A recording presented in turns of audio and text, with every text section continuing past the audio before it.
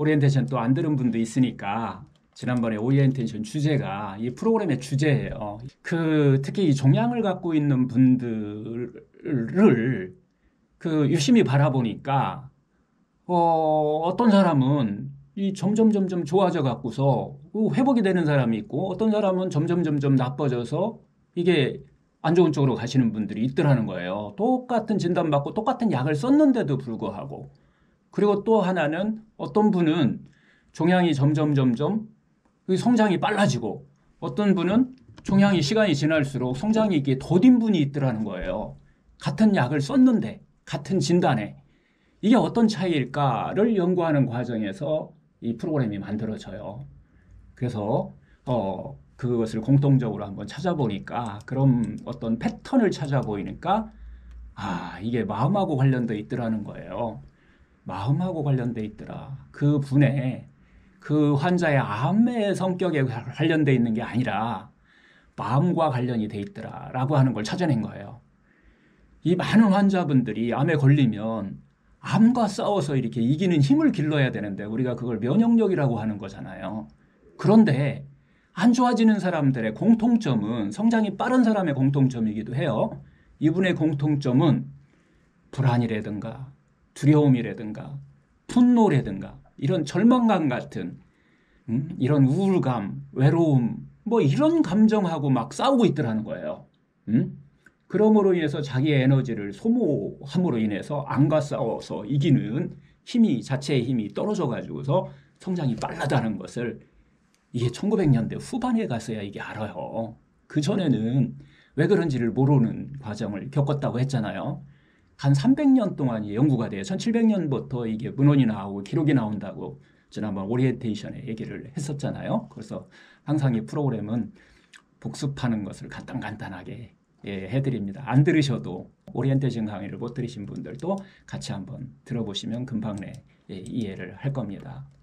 그분들의 공통점을 찾아보니까 하여튼 그렇더라라고 하는데 사실은 히포크라테스 시대에는 2400년 전에요. 기원전 400년 전인데 이때 시대에는 그 당시 사회의 하나의 문화였어요. 소크라테스, 플라톤, 아리스토텔레스 이런 철학과 마음과 어떤 병과의 연관성을 철학자들이 이것을 치료하는 과정들을 하고 있었어요. 사회에서.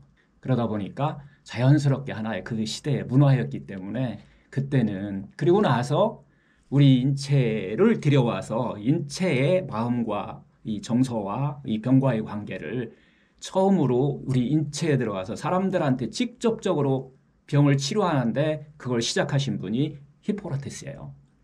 소크라테스, 히포크라테스 조금은 이름이 좀 비슷하죠. 그때 이제 히포크라테스가 그래서 그분부터 현대의학의 시작이 됐다라고 해서 그분을 현대의학의 아버지라고 불러드리는 거예요. 그리고 그 당시 상당히 치료를 잘하셨어요.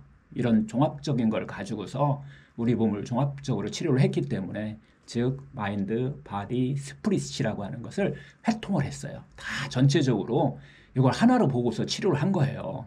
근데 이제 어느 시대에 가면서 물질 문명이 막 그 당시도 또 발달하는 시대가 있어요. 기원 후에. 그래서 이게 다 사라져요. 그리고 다시 물질로 접어든다는 거예요. 그리고 나서 다시 1700년이라는 세월이 흐른 다음에야 다시 또 문헌에 보이기 시작해요. 마인드, 바디, 스피릿. 바디는 물질이죠. 그러니까 그쪽으로 치료하는 쪽은 너무 여러분들이 잘 하세요. 표준의학이라고 이걸 얘기를 하는데 이분들한테 여러분들이 치료받는 것은 바디를 치료하는 데 초점이 돼 있어요. 마인드하고 스피릿 분야에 대해서는 그렇게 관심이 없어요. 왜냐하면 눈에 안 보여요. 물질은 눈에 보이는 걸 우리가 치료하기 때문에. 그래서 1700년 동안에 이걸 다루는 것을 상당히 과학적으로 좀 꺼려했어요. 과학적으로 밝혀지지 않는 것이기 때문에 약간 터부시하고 과학자들이 그걸 무시하는 시대가 1700년 동안 이루어졌다라고 보시면 돼요. 그래서 지난번에 오리엔테이션도 얘기했지만 1700년도에 최초로 이걸 밝힌 사람이 게드론이라고 하는 그 의사예요. 그래서 이 사람이 암의 성질과 원인에 관한 논문이라고 하는 것을 1701년에 발표해요. 그전에는 저희들이 문헌을 찾아봐도 없어요. 마인드하고 스피릿에 대해서 이게 논문이라든가 어떤 서적이라든가 사람을 치료하는데 특히 암 환자를 치료하는데 이것을 이용해서 했던 것이 없다는 거예요. 기록이. 그래서 1700년도부터 시작해서 1900년 초까지 집중적으로 다시 연구가 시작됩니다. 뭐 상당히 많은 연구가 이제 참여하게 되는데 게드로놀부터 시작해서 뭐 여러분들이 아는 분일 수도 있을 거예요. 로렌스 렌샨 같은 경우는 심리학자인데 이 세계적인 석학이죠. 로렌스 렌샨 뭐 하여튼 심리학, 의학이 이제 같이 마인드와 스프릿을 어떻게 할 거냐. 특히 암 환자에 있어서. 그리고 아까 좀 전에 얘기했던 우리가 똑같은 진단을 받았는데 성장이 빠른 사람, 성장이 느린 사람, 점점 죽음에 이르는 사람, 점점 사는 쪽으로 가는 사람들에 대한 어떤 연구가 이루어졌다는 거 얘기를 했었죠. 어떤 거라고 그랬죠? 패턴이 공통적으로 해서 암에 걸릴 확률이 높은 패턴, 네 가지 패턴을 얘기해서 1700년대, 1800년대, 1900년대 초까지 결론이 이렇게 나요. 첫 번째, 거칠애를 하는 성향이 있는 사람. 두 번째 성향, 늘 자기를 변호하려는 성향이 있는 사람. 그 다음에 세 번째, 불안한 기분에 쉽게 빠지는 성향이 있다. 쉽게 불안해지고, 쉽게 분노하고, 쉽게 절망에 빠지고, 쉽게 우울해지고, 이런 성향이 갖고 있는 사람이 암의 발생률도 높고 또 암의 성장 속도도 빠르더라 라고 하는 것을 집중적으로 연구에 의해서 찾아내는 거예요. 그 다음에 이제 1900년대 이후에 직접적으로 암의 성장이 직접적인 영향을 미치는 게 뭘까라고 하는 집중적인 연구가 일어나는데 1900년대 초에요. 감정을 억압하고 무력감을 가진 사람, 이런 분들이 암의 성장도 빠르고 쉽게 치료가 잘 안 되더라라고 하는 것을 밝혀졌다고 그랬잖아요. 그래서 이제 우리가 이제 프로그램 이제 서서히 윤곽이 나오는데 요거 어쩔 수 없어요. 여러분들 이거 지금 안 할래? 해서 바꿀 수 있는 게 아니에요. 금방 내 바꿀 수 있는 게 아니에요. 이미 그쪽으로 길이 나셨기 때문에 지금 당장 나 이거 안 할래. 이렇게 안 할래. 이거 알았어. 이제 이해됐어. 앞으로 안 할래. 하면 할수록 더 함정에 빠져들어가요. 그래서 이걸 없애는 방법을 이 프로그램을 통해서 여러분들한테 습관시키는 거예요. 이 프로그램을. 그래서 이제 여러분들 1강에 이부터 이제 나오기 시작할 거예요. 하여튼 이런 과정을 거쳐서 암의 성장의 원인, 또 암이 잘 낫지 않는 사람의 원인을 마인드하고 스프릿 분야에서 찾아내기 시작했다라고 이렇게 생각하면 돼요. 그리고 또 하나 참 특이한 거 하나 찾았다고 그랬죠. 심리학 쪽 분야에서 찾은 건데 양친과의 관계가 어렸을 때 관계가 안 좋다고 생각되시는 분들, 또 나도 모르게 뭔가 아빠하고는 아니면 엄마하고는 나하고 안 맞는 것 같은 그런 느낌을 받는 그런 삶을 사신 분들한테 좀 전에 얘기했던 거하고 똑같이 에너지를 고갈하고 있더라라고 하는 걸 찾았어요. 그래서 이것을 이제 해결하는 방법을 1강부터 12강까지 얘기한다라고 보시면 돼요. 그럼 결론적으로 얘기하면 엉뚱한 곳에 힘쓰고 있다는 거예요. 우리가 살아가면서 쉽게 얘기하면 긴장하고 산다는 거예요. 릴렉스하고 살아도 이게 한평생이 짧은데 이 짧은 이 시간 동안에 너무 긴장하고 살았다는 것을 이야기를 하는 거예요. 하여튼 그런 부정적인 감정들하고 계속해서 싸우고 있더라라고 했죠. 그래서 이제 이런 것들을 기본 베이스를 가지고서 이걸 없애는 것을 1900년대 초에 하는 방법은 심리상담을 했는데 1900년대 후반에 넘어오면서는 심리상담도 했지만 이 프로그래머 해가지고서 이것을 한번 해보니까 놀라운 변화가 일어났다라고 해서 1981년도에 세계 정신의학회, 이건 이제 의사들이 한 거예요. 이게 이제 심리학자들도 참여는 했지만 의사들이 집중적으로 이제 진짜 암 환자를 대상으로 해서 암병원에서, 그래서 제가 칼 사이먼튼이라고 하는 이 오리건주 미국의 분이시고 미국의 오리건주에 있는 오리건주 대학병원의 암센터에서 연구한 마인드하고 스프릿을 어떻게 해야 될 거냐라고 하는 것을 연구한 결과를 오리엔테이션에 발표를 해드렸어요. 놀라운 변화가 있어요. 1981년도에 호주에서 일어나는 세계 정신의학회에서 발표를 하고, 그걸로 인해서 이제 서양에서 의학적인 어떤 발전이라고 할까요? 표준의학만 했던, 신체의학만 했던 사람들이 정식으로 받아들이는, 그래서 일반적으로 하는 프로그램으로 돼 있더라. 이렇게 지금 변화가 일어났어요. 그래서 오리엔테이션에 제가 말씀드렸지만은 서양에 가보니 제가 미국하고 일본은 뭐 저를 아는 분들은 아시겠지만은 제가 이제 임상통합의학 암학회 심신분과를 맡고 있어가지고서 그쪽은 제가 이제 몇 번 가봤는데 유럽은 처음 가봤어요, 이번에. 특히 독일이 발달돼 있다고, 통합의학이 발달돼 있다고, 독일이 하고 스위스가 발달돼 있는데 그 병원에 연수를 재지난주에 갔다 왔다고 그랬었죠. 근데 거기에서 보니까 제가 참 좀 부러웠어요. 이게 우리나라는 항암, 방사선 수술은 정말 대학병원급, 이 종합병원급에서 이게만 해요. 그리고 나서 거기서는 단절돼요. 그리고 나서 여러분들이 바깥에 나오면 항암을 하거든 수술을 하거든 방사선을 하고 나오시면 그 다음부터는 여러분들이 자꾸 다녀요. 그래서 또 통합의학 하는 사람들을 이렇게 만나서 치료하게 되는데 문제는 이 표준의학을 하시는 분들이 이 통합의학적인 방법을 모르시기 때문에 그런 거 하지 말라고 해버려요. 이게 이제 지금 여러분들이 막 마음이 헷갈리는 원인이 되기도 해요. 물론 안 그러신 분도 있지만 상당수는 우리나라가 아직 거기까지 문화가 안 간 거예요. 근데 유럽에 가서 제가 독일과 스위스를 가니까 개인 로컬에서 항암 방사선 수술을 해버리는 거 하는 거예요. 자기가 마음에 드는 데 가서 하시는 거예요, 이곳을. 종합병원뿐만 아니라. 그리고 나서 여기서 바로 그 통합의학적인 방법을 같이 들어가요. 그분들이. 그래서 여러분들 진료 한 명 한 명 보는데 너무 깜짝 놀랐어요. 깜냥하면 6명의 의사가 붙어요. 여러분들이 병을 갖고 오시면 6명의 의사가 붙어요. 표준의학 하는 사람 3명. 항암을 할 건지 방사선을 할 건지 수술을 할 건지 이게 달라붙는 거예요. 이 사람들이 하나의 그 한 명의 환자분을 위해서 어떤 게 어느 시기에 하면 좋은 건지 서로 토론을 하는 거예요. 그리고 또 붙는 게 있어요. 깜짝 놀랐어요. 이것은. 종양심리학자 전문의가 붙어요. 우리 이거 종양심리학 전문의예요. 제가 역할은 종양심리학 하는 전문의다. 이분이 같이 붙어갖고 먼저 프로그램 일본의 종양심리학 프로그램이에요. 그리고 또 하나는 명상하는 사람이 붙어요. 이건 심리학 쪽이에요. 그리고 또 한 명은 도수치료하는 물리치료사 따라 붙어요. 그래서 몸과 마음을 릴렉스 시켜주는 것부터 먼저 하고 그 다음에 항암을 하는 거예요. 그랬더니 세게 해야 될 이유가 없어요. 항암을.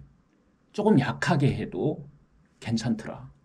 그리고 나서 프로그램을 여러분들이 치료하고 나서 그 다음에 어떻게 할 거냐. 그걸 다 프로그램을 짜주는 거예요. 바깥에 나가면 수술하고 나가면 어떻게 할 거고 여러분들이 또 병원에 있으면 어떤 프로그램을 계속 이어서 하루 종일 프로그램을 하는 거예요. 그렇게 하면서 자신을 릴렉스하는 그래서 그 릴렉스를 함으로 인해서 자연치유가 될 수 있도록 도와주고 있더라. 이게 바로 통합의학이더라. 마인드, 바디, 스피릿을 같이 치료하더라는 거예요. 6명의 의사들이 이 참 구조가 너무 좋았어요. 그리고 거기에 컨텐츠를 보니까 이제 자신감이 생겨 영감을 제가 얻었어요. 이야, 한국이 대단하다. 제가 일단 영어를 잘 못하고 독일어를 잘 못해서 거긴 다 독일어만 쓰더라고요. 또 독일어를 잘 못해가지고서 이게 알아듣기도 힘들고 통역을 했는데도 정확하게 어느 정도는 이제 뭐 다 알아듣는 얘기지만은 그 컨텐츠를 이렇게 보니까 그 문화하고 같이 따라가요. 우리 문화가 지금 막 세계적으로 또 막 이렇게 뜨고 있잖아요. 근데 이 컨텐츠 우리가 갖고 있는 제 컨텐츠와 거기에 비교해 보니까 이야, 이게 한국에 태어난 게 너무 좋은 거예요. 처음에는 사실은 한국에 있는 환자분을 그렇게 치료를 하는 곳에 제가 소개하고 싶었어요. 우리나라는 현재 불가능하니까. 그래서 거기 비용도 물어보고 막 이렇게 했는데 가야 될 이유가 없다라는 확신을 가졌어요. 콘텐츠가 우리 쪽이 훨씬 좋기 때문에 그래요. 여러분들이 하고 있는 콘텐츠가.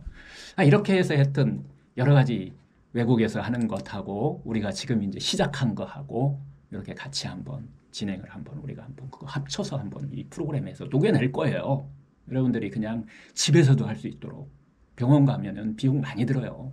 그래서 집에서도 할 수 있도록 이렇게 녹여낸다. 이런 개념이라고 생각하시면 될 것 같아요. 자, 다시 한번 또 정리를 하지만 이 1700년대부터 1900년까지 데이터가 쌓였어요. 이 치유법이. 그래서 해보니까 1960년대에 나온 하나의 아주 재밌는 그 연구 결과가 나와요. 이건 마티세크라고 하는 사람이 이 폴란드 사람이에요. 이분이 이제 그 연구한 거예요. 그 병원에서 연구한 거예요. 아무것도 안 해. 내가 12개월 진단을 받았어. 그래서 아무것도 안 하고 내들 될 대로 되라 막 하고 막 이렇게 살았어. 이거 나 끝장이야. 절망감을 가지고서 그렇게 살았어. 그랬더니 진짜 11개월을 살더라고요. 1개월 줄어요. 표준의학에서 항암 방사선 수술로 네가 받으면 치료될 확률이 치료되는 연한이 네가 그렇게 치료를 하면 연하니 1년은 너는 살아라고 했는데 아무것도 안 하고 그냥 막 그냥 포기하고 살았더니 평균 연령이 11년이더라고. 11년. 그런데 화학요법만 맞았어요. 막 새로운 신약 막 나오고 뭐하고 막 신체만 이제 막 한 거예요. 수명이 좀 연장됐대요. 평균 이게 몇 명을 갖고 100명을 갖고 여성 100명을 가지고서 유방암 앓고 있는 여성 100명을 갖고 연구한 거예요. 그것만 해갖고 막 열심히 막 거기에 막 진짜 매달렸더니 14개월 살더래요. 평균. 물론 조금 더 사는 사람들 사람도 있겠지만은 평균 14개월, 2개월이 들어요. 그런데 상담, 나 이거 싫어, 이제 아무것도 안 해. 여러분들 중에서도 나 자연의학만 할래. 그래서 이제 막 상담만 하신 분들, 아예 안 할래 하고 상담만 받은 여성들이 평균 수명이 15개월 되더라. 라고 하는 것을 마티세크가 찾아낸 거예요. 그리고 이번에는 화학요법과 상담을 같이 한 거예요. 1960년대에 한 거예요. 했더니 평균 수명이 쑥 올라가요. 22개월까지 올라가요. 그리고 그뿐만 아니라 삶의 질의 차이가 너무나 차이 나요. 삶의 질에 항암만 하고 막 12개월 동안 병상에서 막 그쪽에서 막 싸우고 뭐 이런 삶의 질하고 이 화학요법하고 이런 프로그램을 같이 한 그때 당시는 이런 프로그램은 아니에요. 이 프로그램은 1981년도에 발표됐기 때문에 심리상담이나 이런 치료를 한 여러분들이 지금 하고 있는 방법들일 거예요. 뭐 명상이나 뭐 이런 방법 다 같이 포함돼서 이런 것을 받은 분들이 22개월이 살더라라고 하는 것을 1960년대에 이게 발표된 거예요. 그리고 나서 이제 이때 당시는 1900년대 초까지는 아까도 얘기했지만은 그 중반까지는 심리상담이라든가 여러분들 다 알 거예요. 뭐 탈감각화, 뭐 명상, 뭐 최면, 시각화, 인지행동요법 이런 심리상담 뭐 이런 쪽의 심리 치료를 개별적으로 받고 여러분들이 찾아가는 과정들을 하셨을 때에 나타나는 현상들을 지금까지 이렇게 어떻게 보면 논문이나 이런 연구 결과들 뭐 이런 거에 의해서 이렇게 이야기를 했다면 이게 드디어 1981년 칼 사이먼튼이라고 하는 방사선과 의사이기 때문에 종양을 치료하는 방사선과 의사이기 때문에 조금은 더 깊숙이 아마 들어갈 수 있을 거예요. 더군다나 대학병원에서 암센터에서 연구가 진행되니까. 그래서 이제 그 연구 결과가 여러분들 지난번 오리엔테이션에 이제 이야기를 좀 해드렸었는데 처음에는 159명을 가지고서 그 병원에서 연구한 결과였죠. 그래서 4년 후에 5년 후에도 생존하신 분이 63분이 계셨어요. 오리엔테이션에 다 얘기했던 것들이지만 하여튼 그리고 삶의 질에 엄청난 변화가 일어나더라라고 하는 것을 찾아냈다고 그랬어요. 그래서 서양은 특징이죠. 한번 이렇게 발표를 하면 진짜인지 가짜인지 여러 병원에서 또 검증이 들어가요. 그래서 그때 검증한 거, 이 호주의학회 발표하고 나서 검증이 들어간 병원이 스탠포드하고 버클리 대학이에요. 이 두 병원에서 똑같은 연구를 해봤는데 결과가 똑같았어요. 거의 비슷했어요. 그래서 지금은 전 세계에 암을 치료하는 프로그램으로 사이먼 프로그램이 표준화돼 있어요. 그래서 뭐 미국, 카나다, 일본, 뭐 호주, 그다음에 유럽에 있는 여러 나라에서 이 프로그램은 공용적으로 쓰는데 각자 나라에 맞게끔 해요. 여러분들이 미국 가서 들으면 우리 정서하고 안 맞아요. 무슨 얘기하는지 몰라요. 일본에 가서 제가 들었는데도 제가 인턴을 했는데도 우리하고 좀 많이 안 맞아요. 그래서 이제 그쪽하고 그 노부쿠라고 하는 책을 지은 분하고 책부터 내가 좀 번역을 하겠다. 우리말로 다시 번역을 하겠다 해서 노부쿠의 프로그램 책을 제가 번역을 물론 그 통역자가 저를 따라가지 내가 일본에 능통한 건 아니니까 통역자가 같이 해가지고서 번역을 한 책이 암은 답을 알고 있다라고 하는 책이에요. 그래서 이 책을 교과서로 해갖고 우리가 프로그램을 진행한다라고 하는 것을 이야기를 드렸었는데요. 하여튼 이렇게 해서 여러분들이 지금까지 이제 오늘 프로그램에 들어가는 그 12가지 방법 중에서 첫 번째 방법이다 라고 하는 것을 말씀드리고 오늘 시작을 할게요. 1강을 이제 시작합니다. 그 첫 번째 이제 사이먼 선생님은 아까도 얘기했지만 어떤 사람이 점점 좋아지고 어떤 사람이 점점 나빠지는지 같은 진단을 받았고 조건도 다 똑같은데 같은 약을 표준의학은요 대체적으로 같은 약을 써요.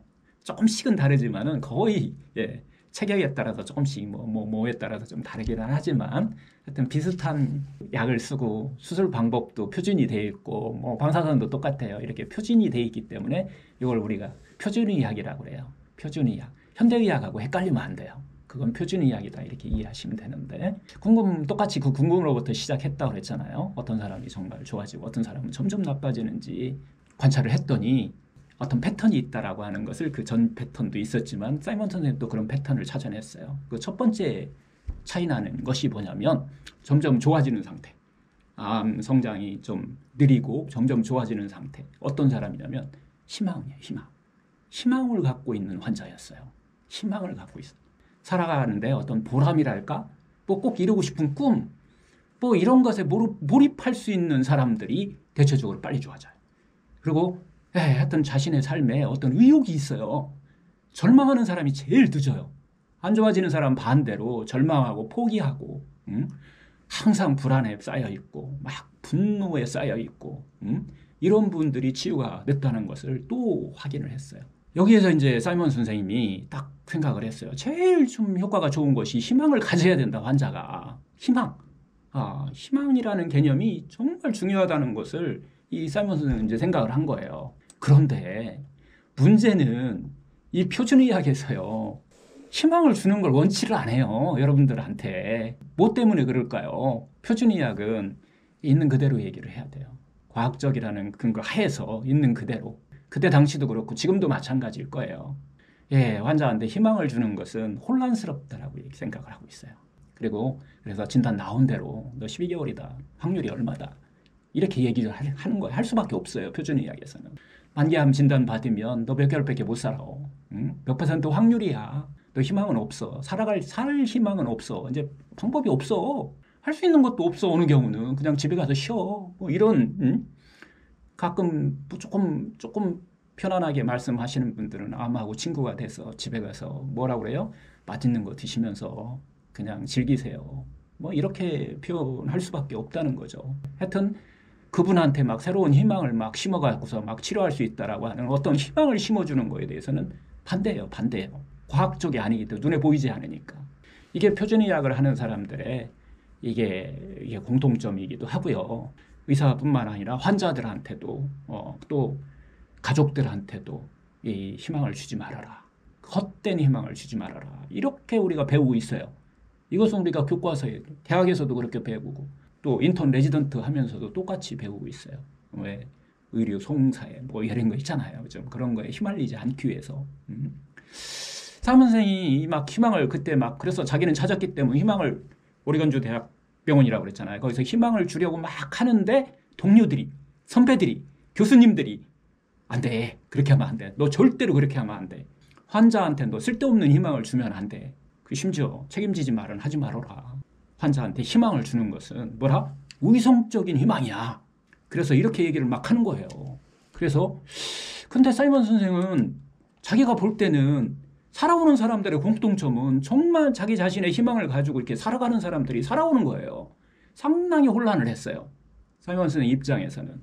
그래서 사이먼 선생님이 그 살아오는 사람의 희망이라는 것은 무엇인지를 한번 이제 깊숙이 한번 공부하기 시작했어요. 특히 말기암으로부터 이렇게 몇 개월밖에 안 남았다고 했는데 1년 뒤에 살아와요. 이분이 검사하러 왔다고. 그런 사람으로부터 이제 배움을 얻으면서 조사를 하기 시작하는 연구를 한 거예요.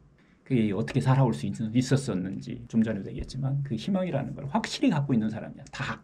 그래서 희망이라고 환자가 갖고 있는 희망은 과연 뭘까요?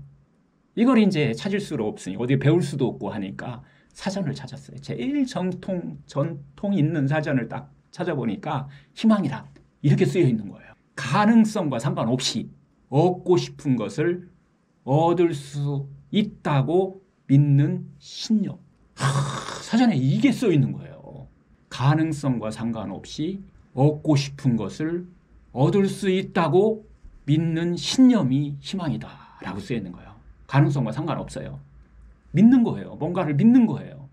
이것을 희망이라고 이렇게 적혀 있었다는 거예요. 내가 소망하는 것이 이루어질 수 있다고 믿는 마음이 희망이다.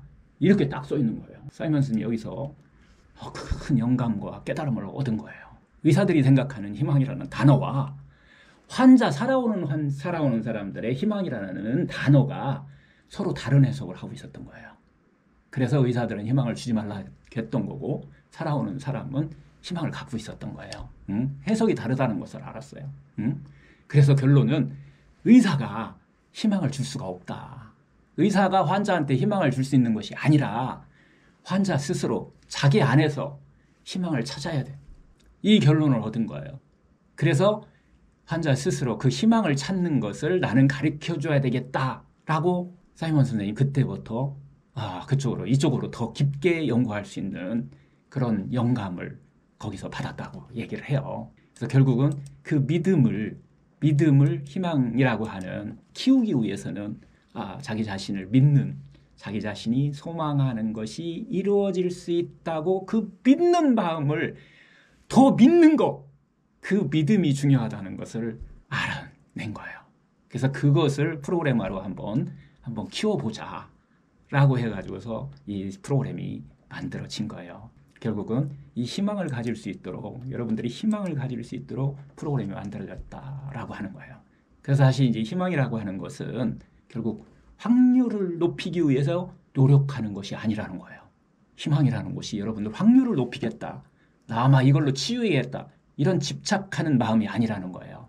자기 자신이 암을 치료하는 것이 소망인 사람도 있고, 아니면 자신이 하고 싶은 어떤 일이 자기가 소망하는 것이 이제 얻을 수 있다라고 하는 그 믿음을 갖는 것이라고 그랬잖아요. 이것을 의심 없이 믿는 마음이 바로 희망이라고 하는 거예요.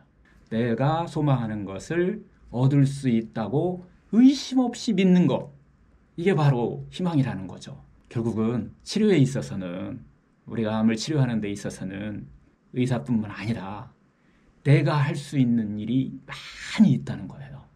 지금까지는 의사한테 여러분들이 맡겼다면 지금부터는 의사한테도 맡기고 내가 할 수 있는 것이 많이 있다. 내가 소망하는 것을 키워가는 거, 그리고 그것을 이루어질 수 있다고 의심 없이 믿는 마음을 여러분들이 키워가셔야 된다는 거예요. 그래서 말기암이라도 이제 희망은 있는 거예요. 있잖아요. 확률이 아무리 많아도 5%라고 해도 3개월밖에 안 남았다 해도 여러분들은 희망이 있는 거예요. 그래서 여러분들이 이 사이먼 선생님은 이게 너무 자기는 그곳에서 이 과정에서 큰 본인 스스로도 희망을 또 얻고, 내가 가야 될 길이 뭐구나라고 하는 것을 이제 알아차림했다고 하는데요.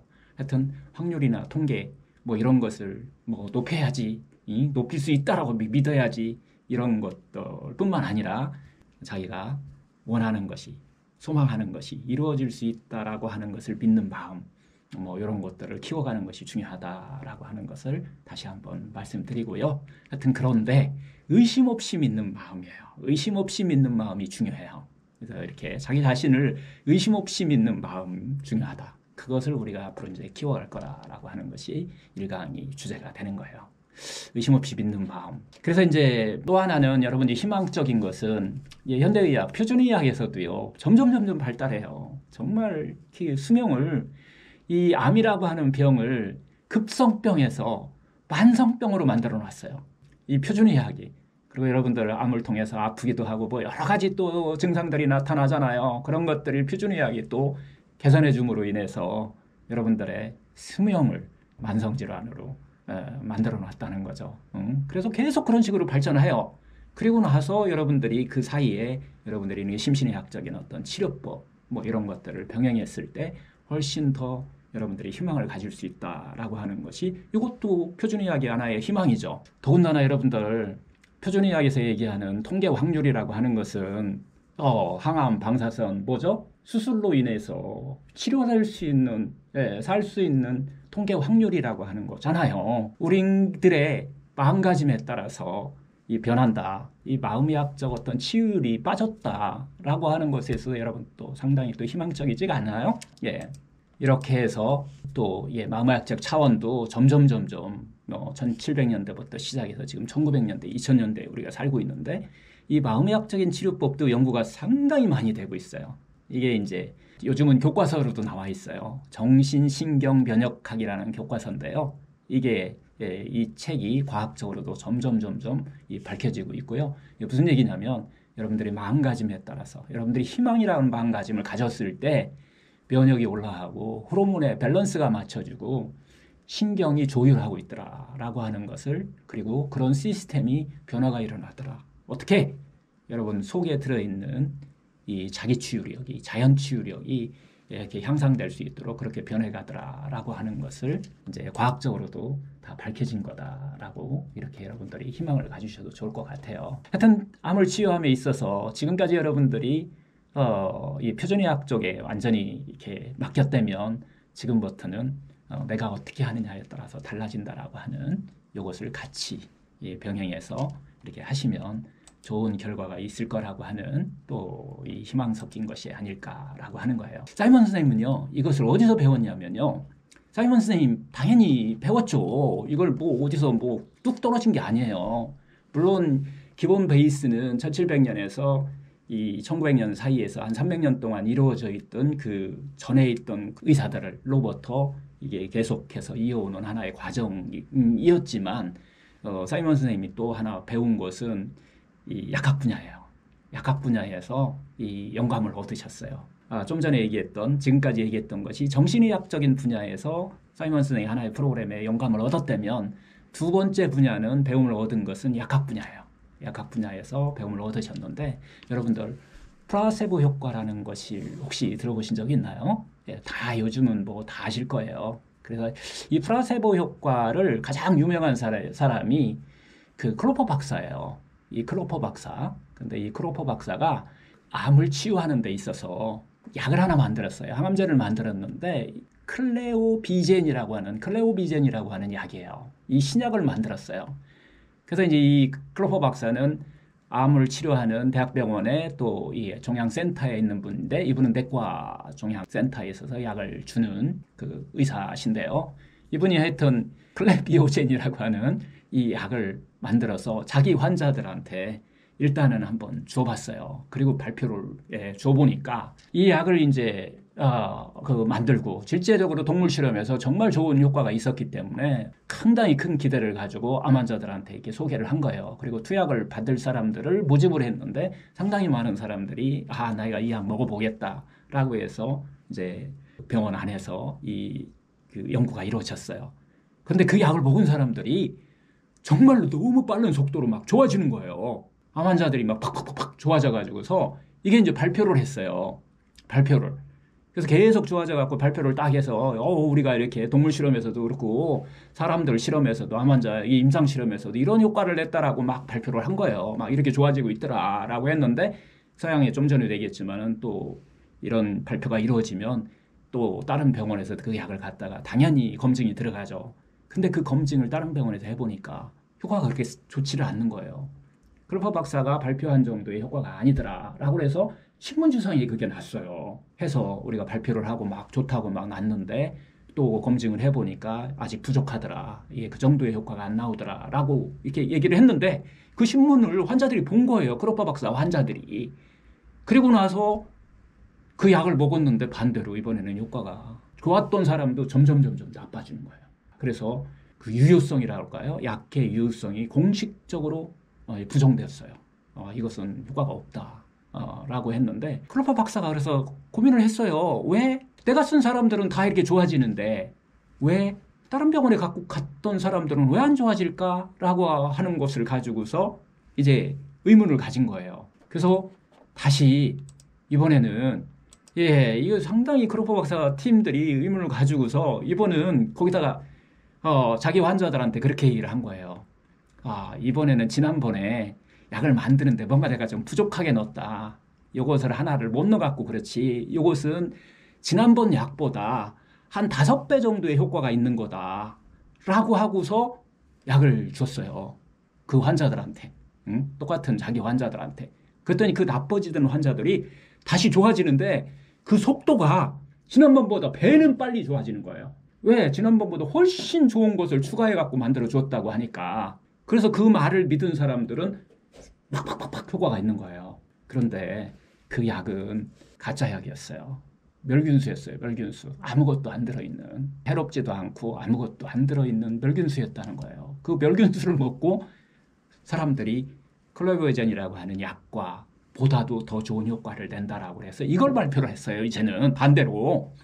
그래서 마음에 의해서 이렇게 영향을 미친다라고 하는 걸 발표를 하면서 이게 지금은 여러분도 아시다시피 의학이나 약학 분야에서 연구할 때 반드시 이 플라세보 효과를 연구를 같이 하게 되는 계기가 시작이 된 거예요. 그래서 지금 어떤 약을 쓰든 간에 이 플라세보 효과가 연구가 되지 않으면 그건 신약을 인정을 안 해줘요. 근데 플라세보 효과가 그냥 누가 해더라도 한 30%는 된다고 해요. 여러분들 마음으로 믿고 어떤 것이든지 하시면 그 약의 30%는 추가해서 여러분들이 효과를 얻을 수 있다. 그 말을 믿지 않고 하시면은 그 약의 효과와 플러스 30%는 여러분이 갖고 있다는 것을 여기서 이 과정에서 사이먼 선생은 배움을 얻었어요. 그래서 역시 마인드하고 스프릿이 여기까지가 마인드 얘기예요. 여러분 스프릿 얘기는 또 다리야. 또 해드릴 거예요. 여기까지가 마인드 얘기예요. 마인드와 스프릿을 구별을 하셔갖고 여러분들이 키워가셔야 되거든요. 하여튼 여러분들이 만약에 약을 쓸 때 이거 신체에 나쁜 것일 거야. 특히 음식을 드시면서 담배를 피우시면서 술을 드시면서 이건 신체에 나쁜 거야. 나쁠 거야 하고 드시면은 배로 나빠진다는 거. 이왕 드실 거면 그래 괜찮아. 이것도 약이 될 수 있어. 이런 마음을 가지고서 드셔야 된다. 그리고 특히 항암을 치료하시는 분들은 자기도 모르게 나 항암이 나를 힘들게 할 거야. 나를 너무 힘들게 이런 부정적인 생각을 갖지 않고 치료하게 되는 이런 것들 이게 다 프로그램에 뒤에 나오지만은 이런 것들에 대한 사이먼 선생님 배움을 얻으신 거예요. 놀랍지 않나요? 하여튼 치료자 스스로가 자기 치유력, 내 안에 자기 치유력이 이 강력한 서포터가 되셔야 돼요. 나의 서포터는 결국은 내가 되셔야 된다는 거예요. 그렇게 되면 히포크라테스가 얘기한 대로 내 안에는 100명의 현명한 의사가 살아있어요. 그래서 나를 어떻게 도와줄까? 방해만 하지 않으면 여러분들이 마음의 방해만 하지 않으면 그 의사를 자기 자신의 안에 있는 의사를 믿으셔야 된다라고 하는 것을 사이먼 선생은 배움을 통해서 얻었다고 얘기를 해요. 하여튼 여러분들이 어떤 것을 하시든 간에 그게 내 병에 어떻게 효과적으로 작용하고 있다라고 하는 그 마음이 상당히 중요하다. 어떻게? 의심 없는 믿음으로 그것을 키워나가셔야 된다는 얘기를 드리는 거고요. 이제 세 번째가 이 상상력이에요. 상상력. 상상력을 통해서 사이먼 선생님 배움을 얻었어요. 상상력. 이게 포인트예요. 여러분들 포인트는 이 두 가지는 약학계나 정신의학 분야는 이분은 그것도 배움을 얻었지만은 사이먼튼 프로그램은 핵심이 이 세 번째예요. 뭐에서 배움을 얻었느냐? 이미지요법이라고 하는 것에서 배움을 얻었어요. 상상력, 이미지요법. 이걸 우리는 이제 다양하게 우리가 해석할 때 제가 이제 이분의 책을 3권을 지금 번역을 했어요. 영어로 된 거 2권. 한 권은 지금 아직 출판을 안 했고 한 권은 출판됐고요. 이게 안과 싸워 이긴 사람인가? 이 로스만이라고 하는 사이먼튼하고 같이 같은 병원에 있었던 분이 쓴 책을 이것도 지금 번역을 했어요. 그래서 시중에 나와 있고 그다음 아까 좀 전에 얘기했던 암은 답을 알고 있다. 그리고 지금 하나 또 지금 번역 작업에 들어간 것은 사이먼튼 선생님 책만이에요. 온전한 치유 여행이라고 하는 이게 원서가 있어요. 그래서 그것도 지금 다 번역을 해놨는데 잘 안 팔릴 것 같아가지고서 이게 지금 비용은 엄청나게 들어가고 그래서 조금 더 여러분들한테 이 책은 제가 요점 정리해서 좀 어느 기회에 좀 가르쳐드리면 좋겠다는 생각을 해요. 하여튼 세 번째가 사이먼 테라피의 핵심이죠. 이미지요법, 유도명상이라고 하는 거예요. 유도명상이라고 이렇게 번역돼요. 이미지요법이라고도 번역되고 이미지 유도명상이라고도 번역되고 유도명상 하면은 상당히 많은 의사들이 이런 거야 막 하는데 이거 쉽지 않아요. 상당히 체계가 잘 돼 있고 그냥 이런 명상이야. 12강을 다 하셔야만 이거구나 라고 이해하실 건데 제가 간단하게 소개해 드릴게요. 이 이미지요법은 누구로부터 배움을 얻었냐면은 상당히 오래됐어요. 갈렌이라고 하는 의사의 문헌을 보고서 사이먼 선생님이 얻은 창조적인 생각이 났다고 해요. 영감이 떠올랐다고 해요. 거기에 이렇게 갈렌이라는 의사는 히포크라테스 의학을 집대성한 사람이에요. 그래서 의학의 아버지가 히포크라테스라 하면은 이건 제가 부르는 거예요. 의학의 어머니는 갈렌이에요. 갈레노스라고도 불리는데 이분은 기원 후에 히포크라테스 의학을 집대성했어요. 우리가 결집했다는 얘기를 많죠. 이 결집을 하신 거예요. 500년 뒤에 결집을 하신 거예요.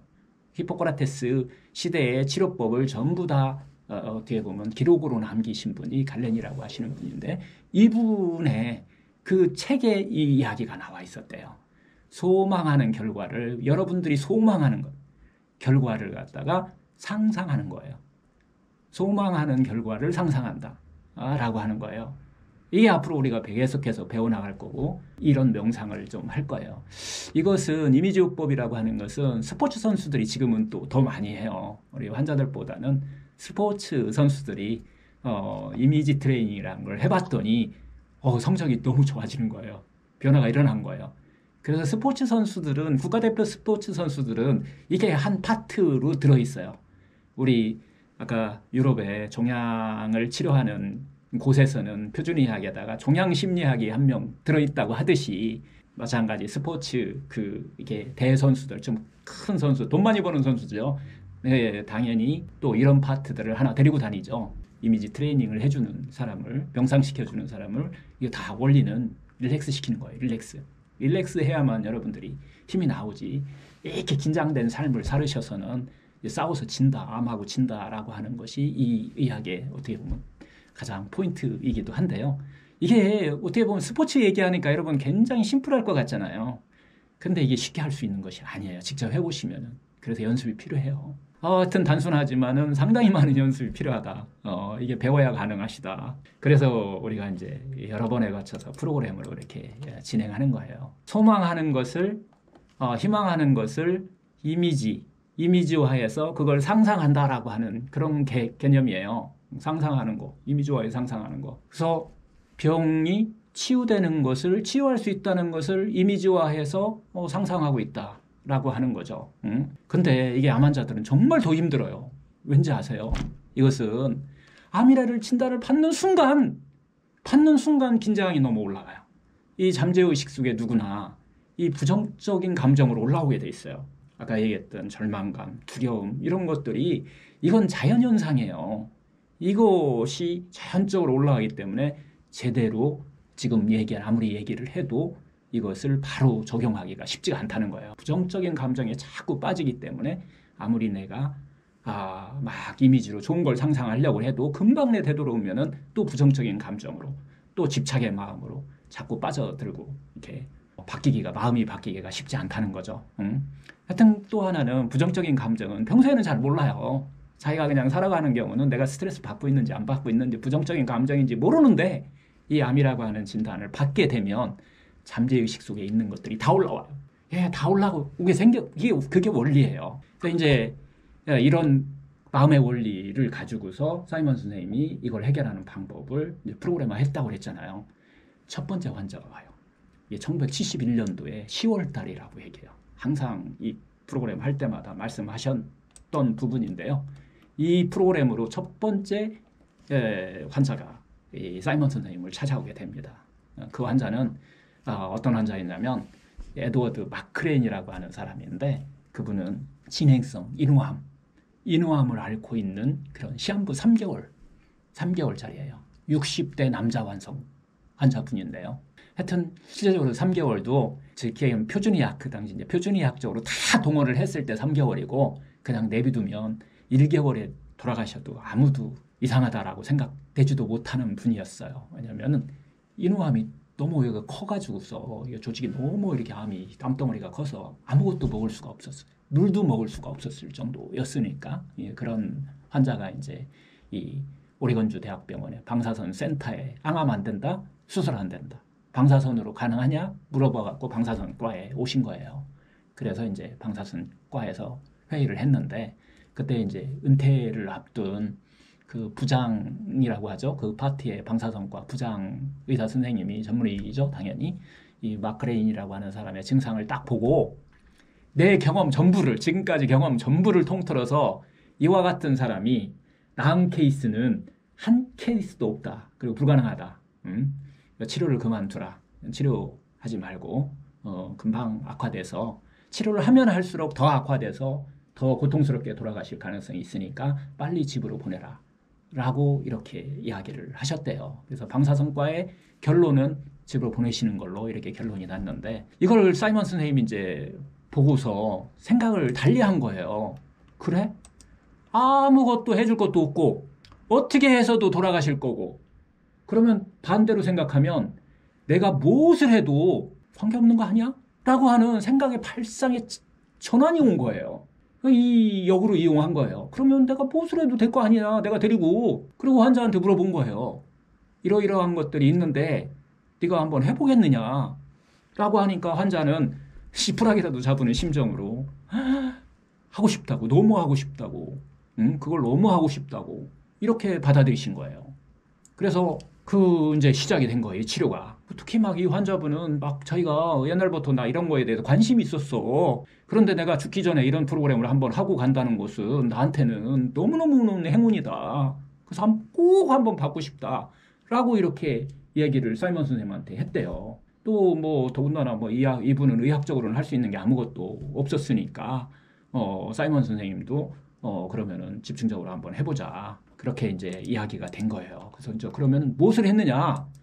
무엇을 했느냐? 이분한테 이미지요법을 하신 거예요. 왜? 다른 치료가 아무것도 없는 상태니까 이미지 상상요법을 시킨 거예요.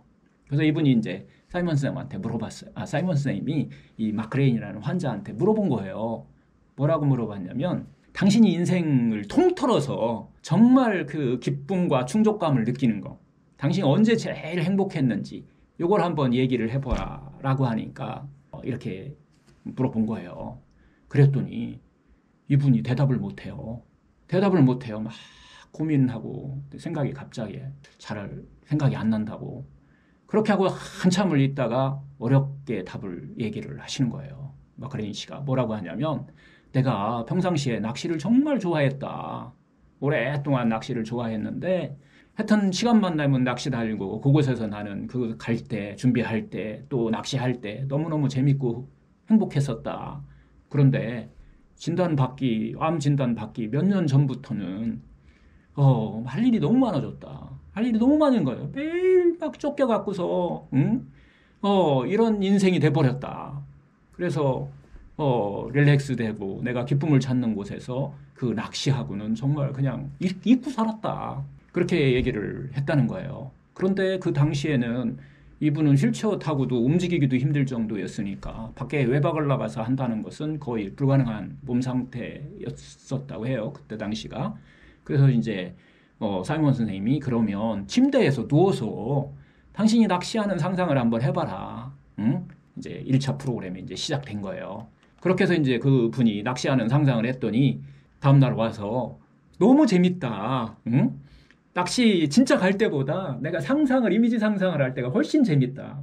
자기가 이렇게 되돌아보니까 낚시 가갖고 고기가 안 잡히거나 아니면 막 춥거나 그러면 또 그때는 막 조금 힘들 때도 있었는데 이미지로 상상하니까 마음속으로 상상하니까 그럴 때가 하나도 없어. 그리고 막 고기도 막 큰 놈 막 잡았다 놔줬다 내 마음대로 할 수 있어. 그러니까 너무 이게 나한테 맞는 것 같다. 그렇게 얘기를 했더라는 거예요. 그리고 나서 그렇게 상상을 하니까 내가 너무 기쁘다. 응? 옛날에 못했던 것을 병원 와서 그렇게 하니까 너무 내가 행복하고 그 생각할 때는 행복하고 기쁨이 넘친다라고 얘기를 했대요. 그리고 그 다음날 그 얘기를 하는데 옛날에는 막 휠체어도 막 밀기도 힘드는데 너무 씩씩하게 얘기를 하더라는 거예요. 응? 쉽게 얘기하면 그런 생각을 하면서 에너지가 생긴 거예요. 이분한테. 좋은 일을 상상하니까 에너지가 생겼던 걸 기쁨의 에너지라고 이렇게 표현을 하는데 이게 몸에 전체적으로 내 몸에 에너지를 만들어준 거예요. 그래서 이제 이분이 이 기쁨의 에너지를 이용해서 네가 소망하는 거 뭐냐? 암세포를 없애는 거잖아요. 그래서 네 기쁨의 에너지를 가지고서 계속해서 이미지요법을 플러스한 거예요. 그 다음에는 네가 암세포가 하나씩 없어지는 이미지를 상상을 해라. 네가 소망하는 것을 상상을 해라. 라고 하고서 이제 다시 그날 이제 돌아간 거예요. 그리고 나서 이제 에너지가 생겼으니까 힘이 생겼어요. 그래서 이제 그 다음부터 무엇을 했냐면 방사선 치료를 시작한 거예요. 방사선 치료를 같이 하는데 방사선 치료에도 똑같이 적용을 했어요. 어떻게? 첫 번째로 이제 힘이 생겨야 되니까 낚시하는 자기가 좋아하는 것을 계속 생각하는 상상을 하게 하고 두 번째 방사선을 왜 못해요? 방사선이 독하기 때문에 그 사람이 기운이 너무 떨어져서 결국은 효과가 없기 때문에 안 하는 거잖아요. 그래서 결국은 네가 에너지가 생겼으니까 이제 방사선도 들어가서 방사선이 암세포에만 정확하게 적용되고 무슨 세포에는 건강한 세포에는 해를 끼치지 않는다는 이미지를 상상하게 한 거예요. 그래서 이제 두 가지를 상상한 거죠. 먼저 에너지를 생기게 하는 자기가 기쁨을 상상하는 거고 두 번째는 방사선이 들어와서 암세포에만 적용하고 건강한 세포에는 적용하지 않음으로 인해서 내가 기운이 떨어지지 않는 그래서 내가 방사선 치료해도 이겨낼 수 있는 그런 이미지를 계속 상상하게 만들어준 거예요. 하여튼 암세포만 효과적으로 방사선이 없앤다라고 하는 이미지를 집중적으로 하게 만들어준 거죠. 그렇게 하고서 이제 2주가 지난 거예요. 2주가 지난 어느 날 진찰실로 힘있게 찾아온 거예요. 그래서 진찰실 문을 꽝꽝꽝 치더라는 거예요. 그래서 문을 열어드리니까 이 마크레인 환자였던 거예요. 그러면서 들어오자마자 만세를 부르면서 소리를 불렀대요. 소리를 쳤대요. 뭐라고 쳤냐면 치킨 네버 소테라고 소리를 치더라는 거예요. 여러분들 치킨 네버 소테는 미국의 치킨 요리예요. 치킨 요리. 고용물을 먹었다는 뜻이에요. 물도 못 먹던 사람이 2주 만에 고용물을 먹게 됐다는 거예요. 그때 사이먼 선생님이 갑자기 겁이 덜컥 나더라는 거예요. 저러다가 죽으면 어떻게 하지? 아니 물도 못 먹던 사람이 고용물을 먹었다 그러니까 저러다가 죽으면 어떻게 하지? 거기서 표정이 딱 그 환자분한테 마크레인한테 보여졌는가 봐요. 그랬더니 그 마음을 알고 있었는지 그 환자분이 그렇게 얘기를 했대요. 선생님 지금 이제 제가 지금 죽어도 선생님이 없어도 선생님이 가르쳐주지 않으셔도 저는 지금 이제 할 수 있을 것 같아요. 이렇게 얘기를 했대요. 그래서 사이먼 선생님이 이제 편안한 마음으로 다시 진료하게 됐다라는 얘기를 하는데요. 하여튼 그 당시에는 내가 그것 정도 가지고서 이렇게 좋아질 일인가? 치킨 네버 소테를 먹을 정도의 그런 고형물을 먹을 정도의 그런 변화가 올 수 있을 정도의 이런 변화가 일어날 수 있을까? 라는 의심이 본인도 지나갔다고 얘기를 해요. 그래서 이제 하여튼 사이먼 선생님은 그 방법으로 계속해서 이제 4주 동안 아까 얘기했던 두 가지 이 방법을 가지고서 4주 동안 계속 이제 치료를 했는데 점점 그 방사선 치료의 그 용량이죠. 그 용량을 막 높인 거예요. 높여갖고 계속해서 4주 동안 치료를 받았다고 해요. 그리고서 이제 4주 후에 검사를 딱 해보니까 놀랍게도 암세포가 사라져버린 거예요. 4주 후에.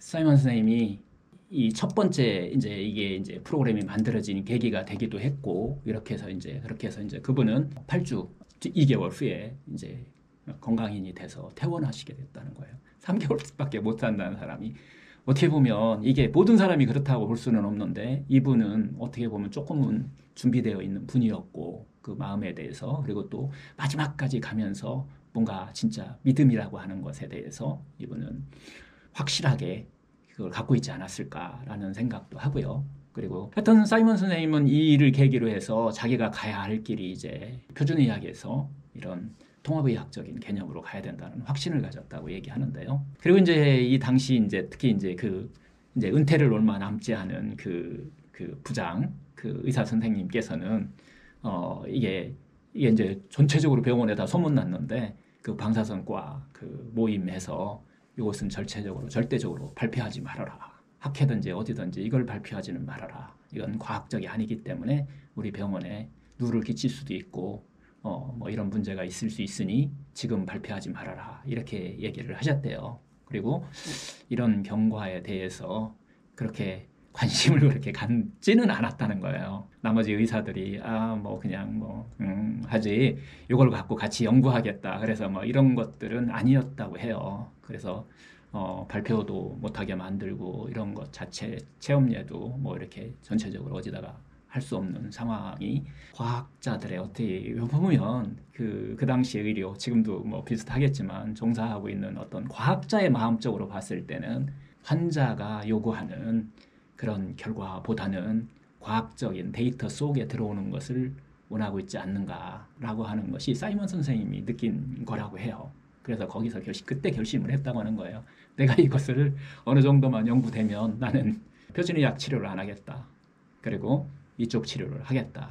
뭐 이렇게 해가지고서 이분이 한 50년 동안 이 길을 어려운 길이에요. 의사가 평양방사선과 의사가 이런 길로 두 번 더 보이지 않는 이 길로 두 번 다 상당히 어려운 길인데 그때 확신을 하고 그렇게 해서 한 50년. 그래서 우리한테 이런 것들을 이게 좀 시작되게 만들어주는 계기가 되지 않았나 이렇게 항상 그때 당시를 그렇게 회상하면서 말씀을 하시곤 했어요.